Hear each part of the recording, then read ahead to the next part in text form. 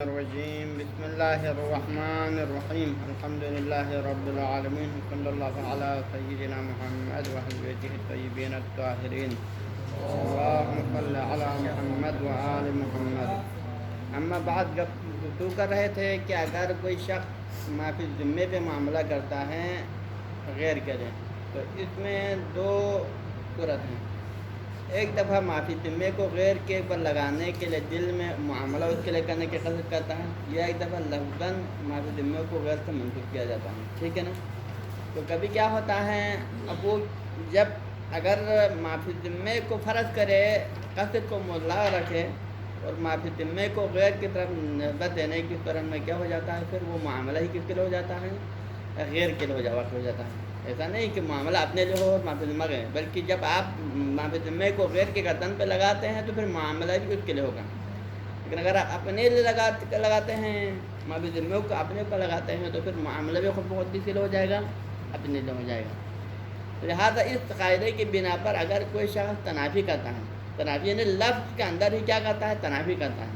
کیا کرتا ہے, کبھی کہ عقد کو اپنے لیے کرتا ہے اور معافی ذمے کو غیر کے اوپر لگاتا ہے, یا کبھی معافی ذمے کو اپنے گردن پہ لگاتا ہے اور عقد کو لفظاً غیر کی طرف منسوخ کرتا ہے. تو اس میں کیا ہوتا ہے, پھر ان دونوں صورتوں کے درمیان تنافی پیدا ہو جاتا ہے. اور اس تنافی والی صورت میں کیا ہونا چاہیے, یہاں پہ آج کا وہ موضوع گفتگو انشاءاللہ یہ ہوگی. ہاں جی.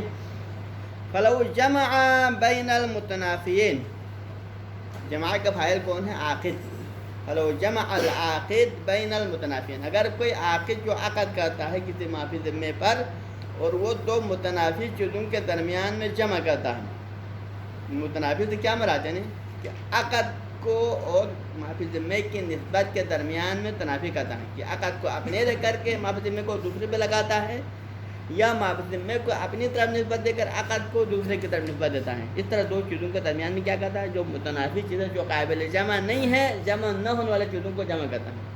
کیسے کرتا ہے, اس کی مثال یہ ہے, ان قال, یعنی جیسے کہ عاقد یہ کہتا ہے عقد کرتے وقت, کیا کہتا ہے, اشتریت ھذا لفلان, میں اس مال کو خریدتا ہوں. شرع, اشتریت ھذا, میں اس مال کو خریدتا ہوں, لفلان, فلان لزید, فرض کر فلان کے پر لگا دوں, میں اس مال کو زید کے لیے خریدتا ہوں. فرض کر میں اس کتاب کو خریدتا ہوں تم سے زید کے لیے, لیکن بدرہم, ایک درہم کے مقابلے میں خریدتا ہوں, کسی ذمتی, جو کہ ذمہ میرے پر ہوگا. یعنی آپ کتاب خرید رہا ہے, کس کے لیے خرید رہا ہے, اپنے لیے نہیں خرید رہا ہے, زید کے لیے خرید رہا ہے. لیکن اس کتاب کی قیمت کو کس کے اوپر لگا رہا ہے, زید کے اوپر نہیں لا رہا ہے, اپنے اوپر لگا رہا ہے. تو پیچھے کتاب زید کے لیے خرید رہا ہے تو قیمت بھی کس کے اوپر ہونا چاہیے, زید کے اوپر. لیکن یہ کیا کر رہا ہے, معاملے کو اپنی طرف نسبت دیتا ہے, معاملے کو غیر کے لیے کرتا ہے, کہ لی فلان, عقد کی نسبت کیا کر رہا ہے, لی فلان کے, عقد کو فلان کے لیے کر رہا ہے. ٹھیک ہے. لیکن بدرہم فی ذمہ, لیکن اس کی ثمن جو کہ معافی ذمہ ہے اس کو کس کی گردن پہ لگاتا ہے, اپنے گردن پر. تو کیا ہوا, عقد اور اس معافی ذمے کے درمیان میں تنافی ہوا نہیں ہوا. عقد غیر کے لیے کیا, معافی ذمے کو اپنے اوپر لگا دیا. دوسرا طریقہ اس کے برخلاف, او اشتریت ھذا لنفسی بدرہم فی ذمۃ فلان, پہلے کے بالکل اور کیا بولے, کیا اشتریت ھذا لنفسی, میں اس کتاب کو تو خرید رہا ہوں اپنے لیے, عقد کی نسبت کس کی طرف دے رہا ہے, عقد کس کے لیے کر رہا ہے, عقد خود کے لیے اپنے لیے کر رہا ہے, عقد کی نسبت. لیکن وہ بھی بدرہم, ایسی درہم کے مقابلے میں خرید رہا ہوں, کہ فی ذمۃ فلان, کی اس کی جو قیمت میں جو درہم جو معافی ذمہ ہے وہ میرے اوپر نہیں ہوگا, کہ فلان کی گردن پر ہو. عقد آپ اپنے لیے کر رہے ہیں نا, کتاب کو اپنی ملکیت میں لے رہا ہے, لیکن کتاب کی قیمت میں جو ایک درہم جو معافی ذمہ ہے کس کے گردن پہ لگا رہا ہے, زید کی گردن پہ لگا رہا ہے, اپنی گردن پہ نہیں لا رہا ہے. تو کیا ہوا, عقد اپنے لیے اور قیمت کسی اور کے اوپر. تو ان دونوں میں کیا ہوا, لفظ کے اندر ہی دونوں میں تنافی ہو گیا, عقد کسی اور کے لیے اور اس کا جو قیمت کسی اور کا نظر. تو اب ہم نے دو مثالیں دی, دونوں مثالوں میں حکم میں تھوڑا فرق ہے. پہلی مثال کیا, پہلی مثال عقد غیر کے لیے, معافی ذمہ اپنے لیے. ہم پہلے اس پر گفتگو کرتے ہیں, پھر اس کے بعد دوسرے کا. ففی الاول, ففی سورۃ الاول, پہلی سورت میں, پہلی سورت کیا ہے, عقد غیر کے لیے کر رہا ہے اور معافی ذمے کو کہاں چڑھا رہا ہے؟ اپنے گردن پر. تو پھر اس میں دو احتمال ہیں. اس مسئلے میں کیا ہے؟ اس میں دو احتمال ہیں کہ حکم کیا ہونا چاہیے. کیا یہ معاملہ صحیح ہونا چاہیے یا باطل ہونا چاہیے؟ اس حوالے سے کیا ہے؟ دو احتمال ہیں.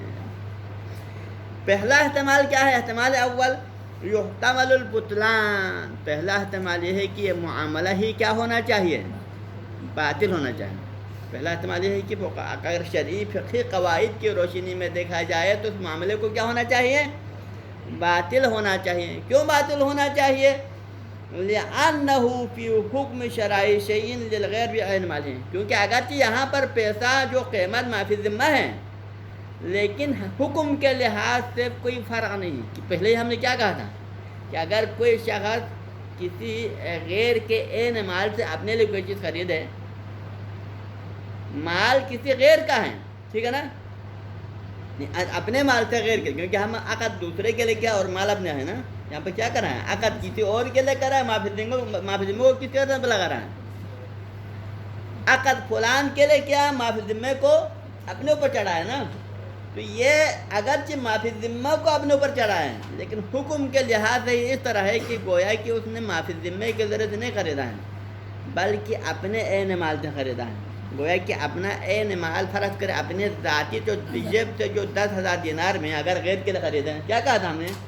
اگر کوئی شخص اپنے پیسے سے غیر کے لیے کوئی مال خریدتا ہے تو پھر یہ معاملہ باطل ہے. کہا تھا نہیں کہا تھا؟ شاید آپ لوگوں کو ذہن میں ہونا چاہیے.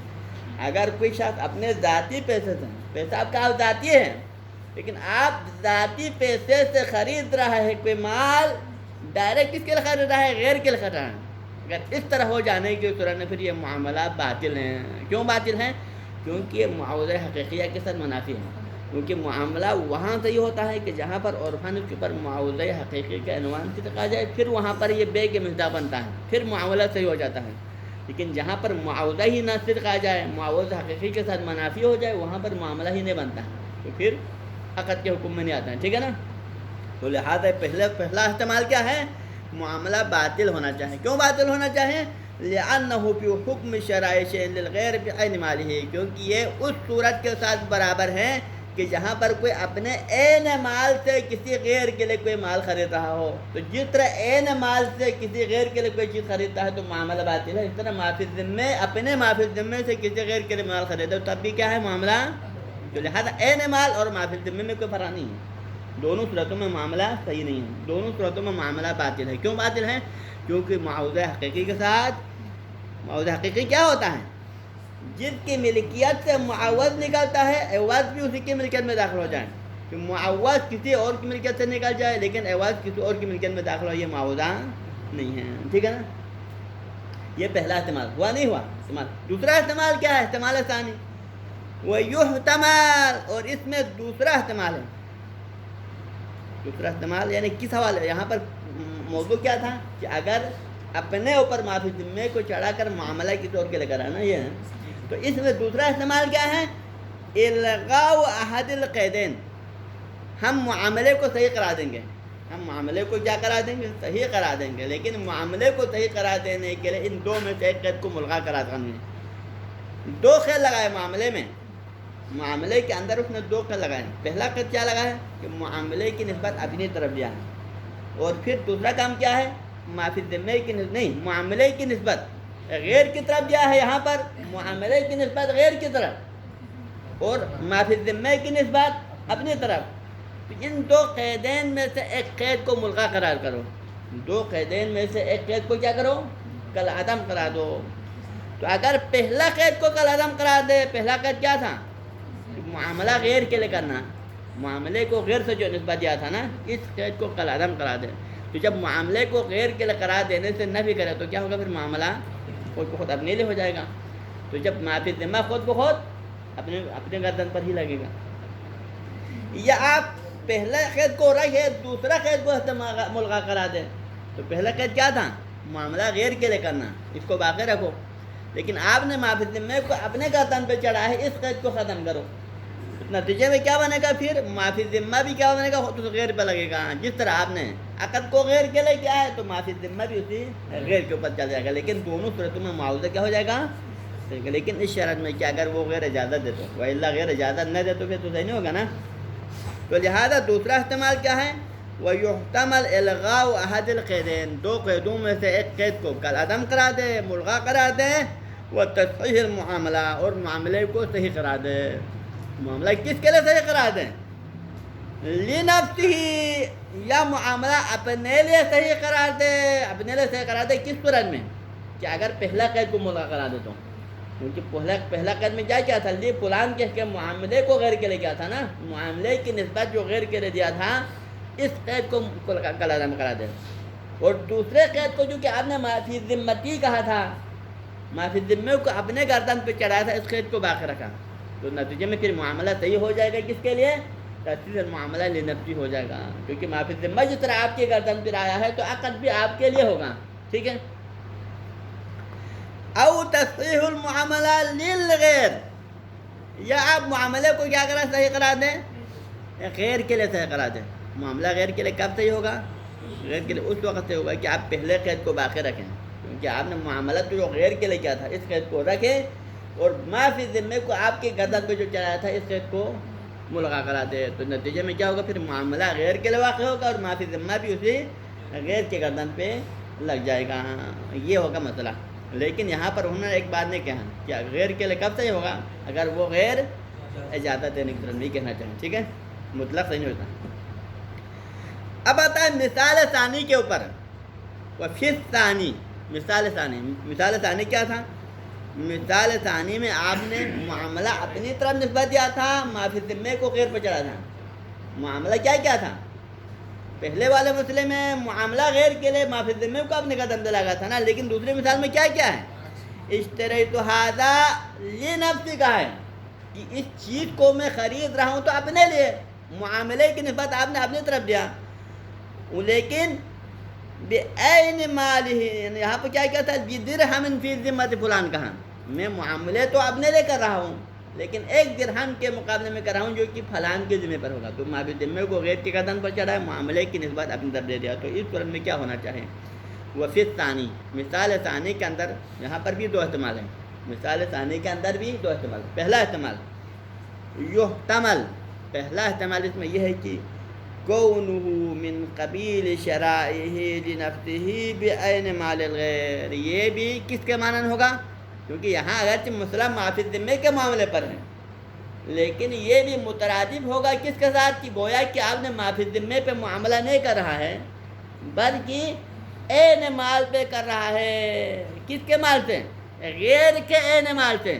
گویا کہ سمجھو کہ آپ غیر کے مال سے، کسی غیر کے 10,000 روپیہ آپ کے جیب میں فرض کرو، فرض کرے کسی غیر کا 10,000 روپیہ آپ کے جیب میں ہے اور اس غیر کے 10,000 روپیے سے آپ اپنے لیے کتاب خریدتا ہیں، تو اس کا جو حکم ہوگا یہاں پر بھی ہوگا.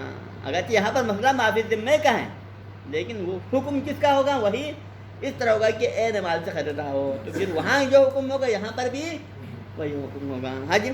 یحتمل کون ھذا الشرع، یہ شرع جو ہے کس کے قابل ہوگا؟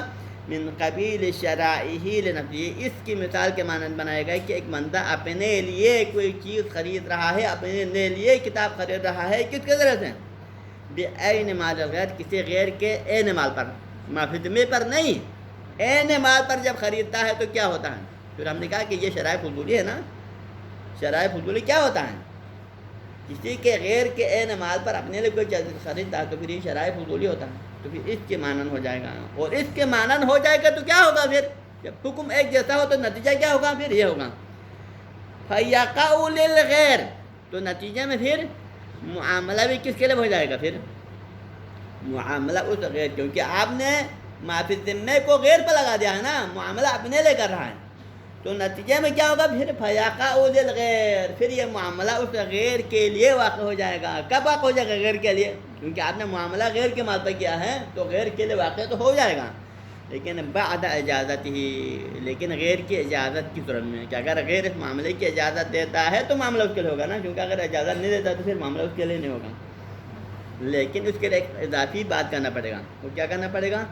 بعد تصحیح المعاوضہ بالبناء علی التملک فی ذمۃ الغیر. پہلے کام پر آپ کو یہ کرنا پڑے گا کہ پہلے اس کو معاوضے کے عنوان تو آ جائے نا، کہ غیر کے لیے واقع ہونے کے لیے پہلے مسئلے میں آپ کو کیا کرنا پڑے گا؟ اس معاملے کو معاوضہ حقیقی کے دائرے میں داخل کرنا پڑے گا. پہلے اس پر معاوضے کے عنوان صدق آ جائے، پھر یہ بیع بن جائے یا شراب بن جائے عرفاً، تب جا کے یہ معاملہ غیر کے لیے ہونے کی بات ہے نہیں.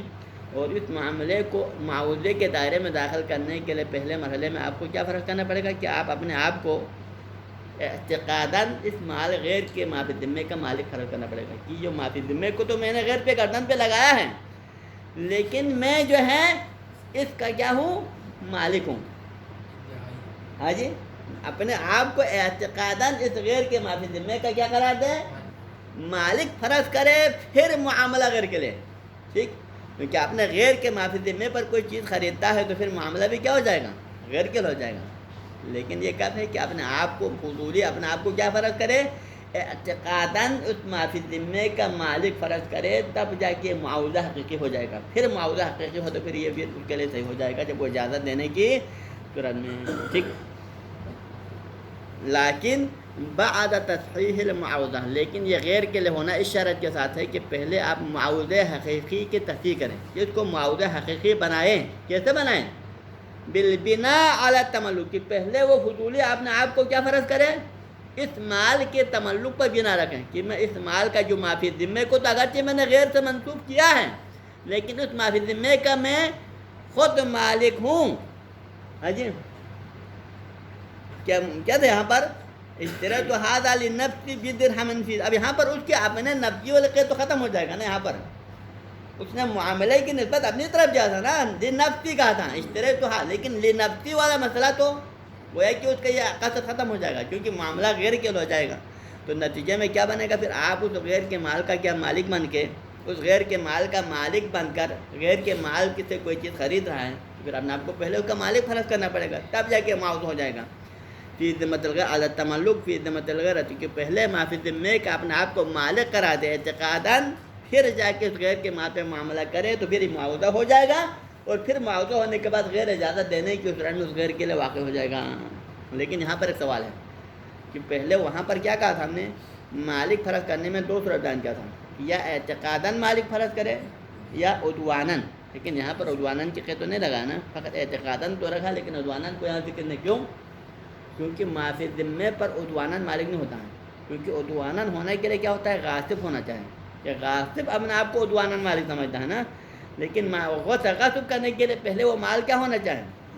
عین مال کو غصب کیا جاتا ہے. لیکن ابھی معافی ذمہ ابھی آپ کے سامنے نہیں ہے، مشخص نہیں، کسی کی ملکیت میں ابھی آیا نہیں ہے، تو پھر اس کو غصب کرنے کا معنی نہیں رکھتا ہے، کیونکہ عین مال نہیں ہے. مسئلہ کیا ہے؟ معافی ذمے کا ہے، وہ بعد میں کسی دن اس کو ادا کرنا ہے، اور ابھی تک وہ مشخص مال نہیں ہے، تو لہٰذا اس کے غصب کرنے کا معنی نہیں رکھتا. لہٰذا اس بنا پر اسی کو انہوں نے ذکر نہیں کیا ہے. ٹھیک ہے،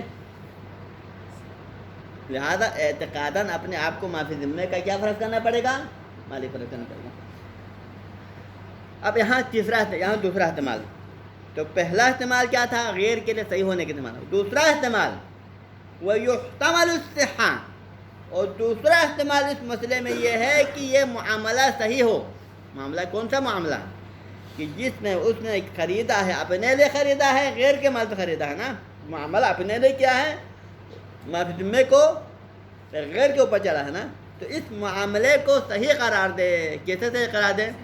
بِإِلْغَاءِ قَيْدِ ذِمَّةِ الْغَيْرِ، یعنی معاملہ اپنے لیے صحیح قرار دے. پہلے کے بارے پہلے میں کیا کیا تھا ہم نے؟ معاملے کو غیر کے لیے صحیح قرار دیا تھا، اور اس طرح نے پھر غیر کے لیے صحیح قرار دیا تو غیر کی اجازت کی اس طرح نے معاملہ اس کے لیے بننا تھا. ٹھیک، لیکن یہاں پر دوسرا استعمال کیا ہے کہ معاملے کو غیر کے لیے نہیں، معاملے کو اپنے لیے صحیح قرار دے. معاملہ اپنے لیے صحیح قرار دے. کیسے اپنے لیے؟ جبکہ اس نے معافی ذمے کو تو غیر کی طرف نسبت دیا نہیں دیا. آپ نے معاملہ تو اپنے لیے کیا ہے، لیکن معافی ذمے کی نسبت کس کی طرف دیا ہے؟ غیر کی طرف. تو پھر جب غیر کی طرف نسبت دیا تو معاملہ اپنے لیے صحیح کیسے ہو سکتا ہے؟ سمجھتے ہیں کہ بِإِلْغَاءِ قَيْدِ ذِمَّةِ الْغَيْرِ، کیونکہ بعد میں آپ نے معاملے کی نسبت پہلے اپنی طرف دے کر لی نزدیک کہہ کے، بعد میں معافی ذمے کو جو غیر کی طرف نسبت دیا، جو قید لگایا ہے نا، اس غیر والے قید کو ہم کیا کرا دیں گے؟ غیر والے قید کو کالعدم کرا دیں گے. سمجھو کہ آپ نے معاملہ اپنے لیے کیا ہے تو معافی ذمہ بھی آپ کے اپنے اوپر لگے گا، غیر کی بات نہیں ہے. ہاں جی، کیوں بھائی اس قید کو ملغا کیوں کرا دیں؟ اس قید کو ملغا قرار کیوں دے؟ وجہ یہ ہے کہ لأن تقیید الشرع اولا بکونہ لنفسہ، کیونکہ آپ نے پہلے ہی شرع کو مقید کیا نہیں کیا. یہاں پر ترتیب ہے، شرع کو آپ نے اشتریت ھذا لنفسی کہا، شرع کو ڈائریکٹ پہلے مرحلے میں آپ نے اپنی طرف نسبت دیا نا، پھر دوسرے نمبر پر ما فی ذمہ کو نسبت کس کی طرف دیا؟ غیر کی طرف دیا نا. تو پہلے مرحلے میں آپ نے شرع کو اپنی طرف منسوب کرنا، یہی بات یوجب، یہ خود بخود موجب بن جاتا ہے کہ الغاء ما ینافی، کہ بعد میں کوئی بھی جو قید جو اس کو منافی لگائے وہ کیا ہوگا؟ پہلے آپ نے جب معاملہ اپنے لے کیا، پھر بعد میں ہزاروں قید لگائے جو اس والے قید کے ساتھ منافی ہو، تو پھر کیا ہوتا ہے؟ وہ سب کے ساتھ قدم ہو جاتا ہے. لہذا فإن الشرع تقیید الشرع اولا بکونہ لنفسہ، شرع کو پہلے مرحلے میں اپنے لئے قرار دینا اور اس کی نسبت اپنی طرف دینا، یہ یوجب، یہ سبب بنتا ہے. کیا سبب بنتا ہے؟ الغاء ما ینافی، کہ اس قید کے ساتھ جو بھی منافی قید ہو جائے گا وہ قید کیا ہو جائے گا؟ ملغا ہو جائے گا، کل عدم ہو جائے گا. وہ کیا ہے وہ قید؟ کون سا قید منافی ہو جائے گا؟ من اضافت الذمہ الی الغیر، وہ دوسرا قید جس میں آپ نے ما فی ذمہ کو غیر کی گردن پہ لگایا تھا نا، وہ قید کیا ہو جائے گا؟ کل عدم ہوگا. کیوں کل عدم ہوگا؟ کیونکہ وہ پہلے والے قید کے ساتھ منافی ہے. ٹھیک ہے، تو نتیجے میں ما فی ذمہ خود بہت جس کی گردن پہ لگے گا اپنے اوپر لگ جائے گا، کیونکہ اس قید کو ملغا قرار دینے کے بعد جب معاملہ آپ نے اپنے لے کیا تو پھر ما فی ذمہ بھی آپ کے اپنے گردن پر ہی لگ جائے گا. والمسئلہ یحتاج الی تعمل، اور اس مسئلے کو سمجھنے کے لیے کس کی ضرورت ہے؟ ہمیں تعمل کی ضرورت ہے. ختم ہو گیا، اب یہ مسئلہ ختم ہو گیا. آگے اب آتے ہیں. ثم انہ قال فی التذکرہ، پھر علامہ اپنی کتاب تذکرہ میں فرماتے ہیں. ٹھیک ہے جی، علامہ فرماتے ہیں اپنی کتاب تذکرہ میں، کیا فرماتے ہیں؟ لو اشترا، اب یہاں پر ایک مطلق بات ہے، پھر دوبارہ اطلاقاً مطلق کیا ہے کہ اگر لو اشترا فضولیاً، اگر کوئی شخص کسی مال کو خریدے، کسی مال کو خریدے فضولی طور پر، فضولی طور پر خریدنے کا مطلب یہ ہے کہ غیر کے مال سے اپنے لیے خریدنا نا، فضولی ہے، اپنے لیے کے بعد نہیں. آپ غیر کے مال سے کوئی چیز خریدتا ہے، آپ پیسہ غیر کا ہے آپ کی جیب میں ہے، اس غیر کا پیسہ دے کر کوئی چیز خریدتا ہے، اب وہ اپنے لیے ہو یا غیر کے ہو جو بھی ہو، اس کا حکم کیا ہوگا؟ فرماتے ہیں کہ لو اشترا فضولیاً، اگر کوئی بندہ فضولی طور پر شرع کرے، کوئی چیز خریدے کسی غیر کے پیسے سے، تو پھر وہاں دو صورت ہیں. اس شرع فضولی میں دو صورت ہیں. پہلی صورت فإن كان بعین مال الغیر، ایک دفعہ شرع فضولی کرتا ہے غیر کے مال جو عین مال پر کرتا ہے، یعنی کہ آپ دوسرے کا جو 10,000 دینار آپ کے اپنے جیب میں تھا، یہ اس نے کل دیا تھا، یہ میرے جیب میں ہے، اس 10,000 دینار سے شخصی مال شخصی ہے نا، عین شخصی 10,000 جو آپ کے جیب میں تھا اسی کو دے کر آپ کوئی چیز خریدتا ہے. آپ کوئی مثلاً یہاں پر کوئی کتاب خریدتا ہے مثلاً، تو پھر یہاں کیا ہوگا؟ کسی کے غیر کے مال جو کہ عین شخصی ہے اس سے کوئی چیز خریدتا ہے، آپ اپنا مالک، اس کا پیسے کا مالک نہیں ہے، غیر مالک ہے لیکن آپ کو خریدتا ہے، تو پھر وہاں پر کیا ہونا چاہے؟ فالخلاف بالبطلان والوقوف علی، پھر وہاں پر علماء کے درمیان میں، علماء عالم کے درمیان میں کیا ہے؟ وہاں اختلاف ہے. اختلاف کس میں ہے؟ فی البطلان، بطلان میں ہے، والوقف علی الاجازہ، اور وقف علی الاجازہ میں، یعنی کہ بعض علماء عالم اس معاملے کے بطلان کے قائل ہیں، انہوں نے کہا ہے کہ یہ باطل ہے، اور دوسرے گروہ کیا ہے؟ کہتے ہیں کہ بطلان نہیں ہے بلکہ والوقف علی الاجازہ، معاملہ صحیح ہے لیکن اس غیر کی اجازت پر، جب آپ نے فلان زید کے 10,000 دینار سے اگر یہ کتاب خریدا ہے تو پھر یہ معاملے کے اتحاد موقوف ہے کس کے اوپر؟ اس زید کی اجازت پر، کہ اگر پیسے کا مالک بعد میں اس کو پتہ چلے اور وہ راضی ہو جائے تو یہ معاملہ صحیح ہوگا. کس کے لیے صحیح ہوگا؟ اس غیر کے لیے صحیح ہوگا. یہ پتہ نہیں ہوگا. یہ تو ہے ہمارے شیعہ علماء کے ہاں اختلاف اس میں. الا ان ابا حنیفہ قال، لیکن ابا حنیفہ جو کہ اہل سنت کے جو ہو کابرین میں سے ہیں، وہ کہتا ہے، کیا کہتا ہے؟ یقع للمشتری بکل حال، ابو حنیفہ یہ کہتا ہے کہ یہ معاملہ ہر حال میں مشتری کے لیے ہو جائے گا. ہر حال میں، ہر حال میں مشتری کے لیے تو مراد ہے. مشتری کون ہے؟ وہی مشتری فضولی ہے نا، فضولی مالک نہیں بلکہ وہی مشتری فضولی ہی کے لیے واقع ہو جائے گا ہر حال میں، ہر صورت میں. ٹھیک ہے نا، وہ غیر اجازت دے یا نہ دے اس سے کوئی غرض نہیں. اس کی اجازت دینے کی صورت میں بھی، اس کے اجازت نہ دینے کی ہر صورت میں وہی مشتری عاقد کے لیے ہی واقع ہو جائے گا. یہ تو ہو گیا پہلی صورت کہ اگر وہ شرع فضولی شرع کرے کس کے اوپر؟ غیر کے مال پر، جگہ اگر وہ کیا ہے؟ عین مال. اب دوسری صورت وَإِنْ كَانَ فِي الذِّمَّةِ لِغَيْرِهِ، اگر وہ شرع فضولی شرع کرتا ہے غیر کے مال پر لیکن عین مال پر نہیں، بلکہ وہ شرح کرتا ہے غیر کے مال پر جو معافی ذمہ ہو، یعنی گویا کہ آپ شرح کرتا ہے اور معافی ذمے کو غیر کے گردن پہ لگا دیتا ہے، اس طرح کرتا ہے۔ ہاں جی، وہ انکان فی الذمہ لغیری، ایسے فی ذمے پر شرح کرتا ہے جو کہ غیر، یعنی کہ میں 10,000 دینار کے مقابلے میں آپ سے کتاب تو خریدوں گا، لیکن وہ 10,000 دینار معافی ذمہ ہوگا، ابھی تو میرے پاس نہیں ہے، لیکن وہ زید کی گردن پر ہوگا جب بعد میں آپ زید کو آپ کو دے دیں گے، ٹھیک ہے، اس طرح فی الذمہ لغیری۔ وہ اطلق اللفظ، لیکن لفظ مطلع رکھا، کس حوالے سے؟ کا مطلب یہ کہ معاملہ کس کے لیے ہونا چاہیے، اس میں مطلع رکھا، کیونکہ معافی ذمے کو تو غیر کے قدم پہ لگا دیا نا، تو لہٰذا معافی ذمے تو دوسرے پہ لگایا ہے، لیکن اب پہلے ہم نے کیا کہا تھا پہلے والے مسئلے میں کہ عقد اپنے لیے کیا تھا، ایک قرآن میں ایک دفعہ عقد دوسرے کے لیے، لیکن یہاں عقد کس لیے اس میں مطلق ہے، کہ اس نے یہ نہیں کہا ہے کہ عقد کو میں نے اپنے لیے کرنا ہے، یہ بھی نہیں کہا، عقد دوسرے کے لیے، نہ لنفسی کہا نہ لفلان کہا، کچھ بھی نہیں کہتے، نفسی کے قید یا فلان کے قید انہوں نے نہ کہا، کیا کہا، اشتریت هذا الکتاب ب10,000 دینار فی ذمۃ فلان، یہ کہا کہ میں اس کتاب کو خریدوں گا 10,000 دینار کے مقابلے میں جو کہ زید کے گردن پر ہوگا، لیکن یہ کتاب آپ اپنے لیے خرید رہے ہیں، یہ نفس کا اور فلان یہ قید انہوں نے لگا دیا، اس حوالے سے انہوں نے کیا رکھا، معاملے کو ملا رکھا، اطلق اللہ لفظ کو ملا رکھا۔ ہاں جی، تو پھر یہاں کیا ہونا چاہیے، معافی ذمے کو تو غیر پر لگایا ہے، لیکن عقد اپنے لیے ہے یا اس غیر کے لیے، اس حوالے سے مطلق رکھے، تو پھر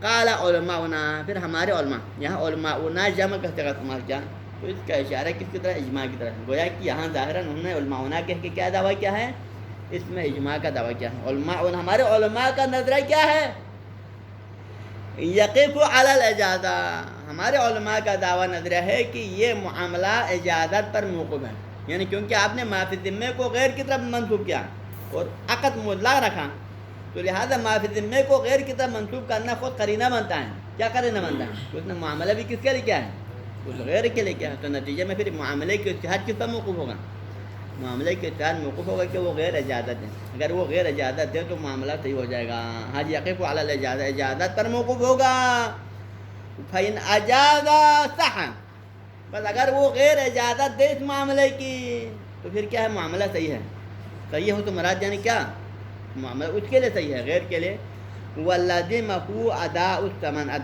لَزِمَهُ أَدَاءُ الثَّمَنِ، تو پھر اس غیر پر لازم ہے، اس غیر پر کیا لازم ہے، لازمہ کی تمیز جاتا ہے غیر کے اوپر، اس غیر کے اوپر لازم ہے کہ ادا ثمن کی، اس کی قیمت بھی وہی غیر ادا کرے، کیونکہ معاملہ اس کے لیے صحیح ہوگا تو پھر معافی ذمہ بھی اسی کے گردن پہ لگے گا، اس کے اوپر دینا پڑے گا۔ وَإِنَ رَدَّ، لیکن اگر وہ غیر رد کرے تو، آپ نے معافی ذمہ تو غیر کے اوپر لگایا تھا نا، لیکن اس نے رد کیا کہ میں اس معاملے کو پسند نہیں کرتا، میں اس کو تسلیم نہیں کرتا، تو پھر کیا ہونا چاہیے، پھر نفذ عن المباشر، تو پھر ہمارے علماء کا نظریہ کیا ہے، پھر یہ خود مباشر، کون مباشر ہے، وہی عقید فضولی جس نے معاملہ کیا ہے معافی ذمہ پر، اسی کے لیے نافذ ہو جائے گا، معاملہ خود بخود اس کے حق میں چلا جائے گا، ٹھیک ہے نا۔ یہ کیوں ہوگا، اس کی دلیل کیا ہے، کیونکہ لأنہ تصرف فی ذمتی، کیونکہ عقد کیا اس نے مطلقاً، جب آپ نے عقد کیا ہے، کتاب آپ نے خریدا ہے مطلقاً، اور کتاب آپ نے خریدا ہے تو پھر آپ نے اپنے معافی ذمہ میں تصرف کیا نا، اب وہ غیر تھوڑا ذمہ دار ہے، جو آپ فرض کریں آپ کوئی کتاب خریدتا ہے 10,000 کے مقابلے میں، کہ میں آپ سے کتاب خریدوں گا 10,000 کے مقابلے میں، اور وہ 10,000 فلان کے قدم پر ہوگا، فقط آپ کے یہ کہنے سے پھر وہ ذمہ دار تھوڑا ہوگا، جب آپ نے معاملہ کیا ہے تو پھر آپ ذمہ دار ہیں نہیں ہیں، اور آپ نے اپنے معافی ذمے کو مصروف کہا ہے، کسی غیر کے ذمے کو مصروف نہیں کیا ہے، تو اگر وہ غیر راضی ہو تو ٹھیک ہے، لیکن نہ ہو تو پھر خود اس کا پیسے کا ذمہ دار آپ ہیں، لانا وہ تصرف فی ذمتی، آپ نے اپنے ذمے میں تصرف کیا اس معاملے کے ذریعے سے، غیر کے ذمے میں تصرف، کیونکہ وہ غیر ذمہ دار نہیں ہوتا، ٹھیک ہے نا، تو لہٰذا خود بخود نفذ عن المباشر، خود وہی مباشر اور وہی عاقد ذمہ دار ہوگا، اور معافی ذمہ بھی اسی کے لازم ہو، اسی کے اوپر لگ جائے گا، حجم۔